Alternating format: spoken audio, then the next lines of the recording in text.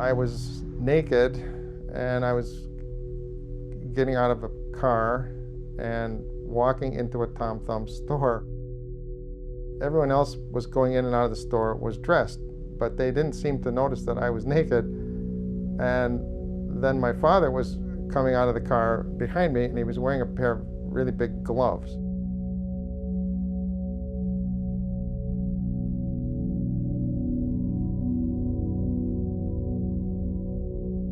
I think your childhood memories are the strongest memories that you have. While you're experiencing life as a child, your emotions are being formed.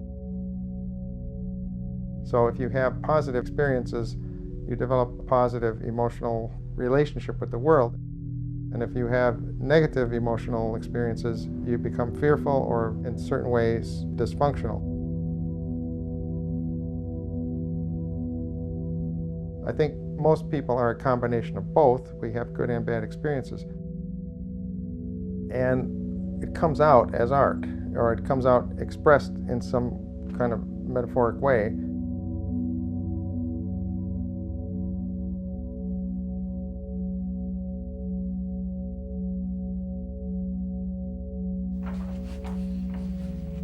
I started painting dreams in 1971 when I was still in college.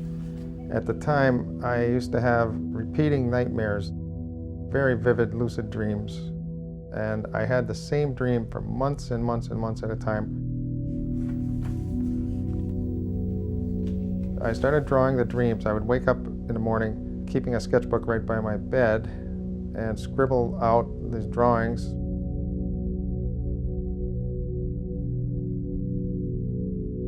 I did not try to draw them realistically. I just tried to get the impression of what the dream felt like. Most of the time, the dreams were very, very scary and very high anxiety. I wasn't so much interested in interpreting the dream as I was just in recording it, just as a kind of phenomenon. I noticed when I finished painting the dream, I would stop having the dream. At that time, I associated that with something like therapy. When you go and you talk about a problem and you make the problem go away.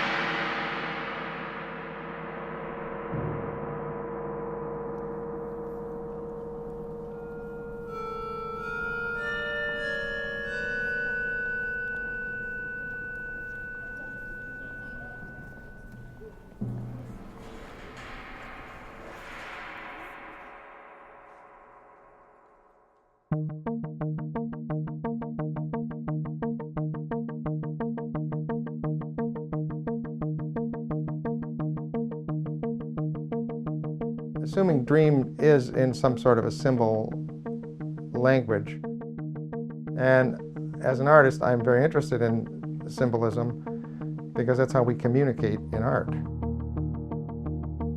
I guess I came up with this idea that painting space, which is two-dimensional, would be a symbolic representation of not only three-dimensional space, but also movement.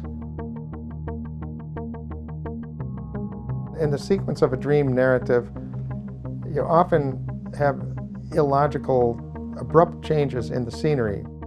So you might be in one place, all of a sudden you find you can fly, and you fly out of that place, or you start running through a forest and you end up in another place.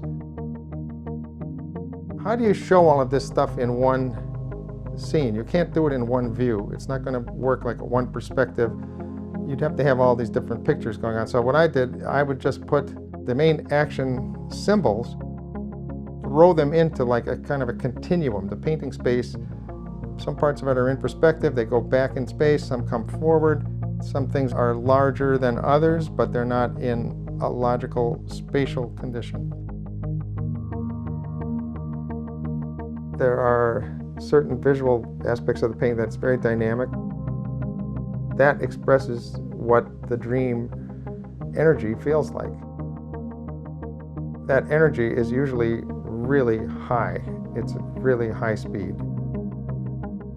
As I'm looking for an equivalent for what it feels like to be in a dream state, I try visual combinations that I think will bring it to it. Architectural imagery is a big feature of my own dreams. Paintings of water, canoeing, and traveling through water by boat. That was an image that was in a lot of my earlier dreams. Because I grew up in Minnesota, the land of 10,000 lakes, we used to spend a lot of time on water.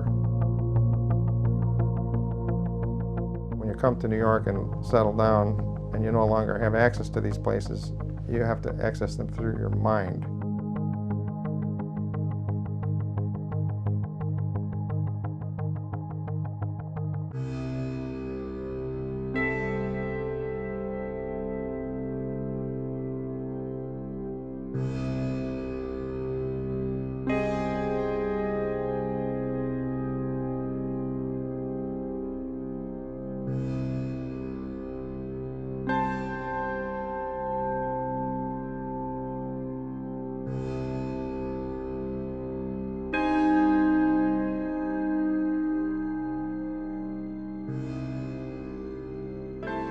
I have come to agreement with Alan Hobson's idea. He thinks that the purpose of dreaming is the brain is sorting out memory files. Many of the dreams that we have seem to be images of things that happened to you the very same day.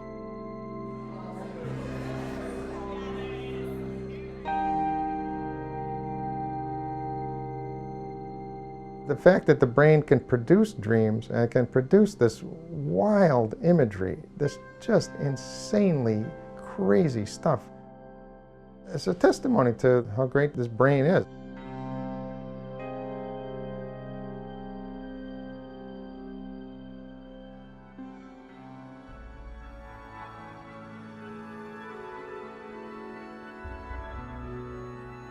I guess ultimately, I want people to get from my work a kind of reinforcement of their own humanity. We all experience emotionally a very complex world. We live in a very complex world. We have to process it and survive in it, and it's very, very difficult at times. And I think our dream activities are kind of a high-speed replay of what those emotions feel like. And sometimes it's very comical when you look at the dream later. Humor is a part of our experience and helps us process the difficulties that we face every day in life. So I think we as artists, we want to inspire our audience not to give up.